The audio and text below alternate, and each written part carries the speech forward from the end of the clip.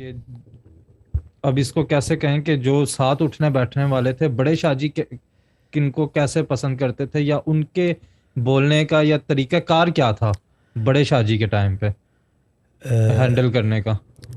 Panic attack होता था उनको भी, पैनिक कहते थे कि पैनिक है आज, हाँ है हाँ। ना। सब मसरूर भाई लोगों को याद आ जाएगा, मसरूर भाई को पैनिक हो गया है आज, पैनिक है। वो अंदर रहते ही मसरूर भाई आए तो जाहिद भाई ने हम्म। दरवाजे से पीछे से पैनिक है आज, मसरूर भाई ने वही जो है ना डक डाउन पोजीशन के पैनिक है आज, यानी कि मूड आउट है, जी। मूड आउट है। बस वो ऐसे होता था कि वो, और उसके अंदर जो जद में आ जाए वो गया जो जद में आ गया उसकी पार्टी हो जी। गई। हाँ, पार्टी हो गई, ऑल आउट पार्टी। यानी कि से बोलने कहने की हद तक बिल्कुल ऑल आउट ना, वो इस हद तक हो जाती थी कभी कभी कि बस यहाँ से उठ के चले जाओ तुम।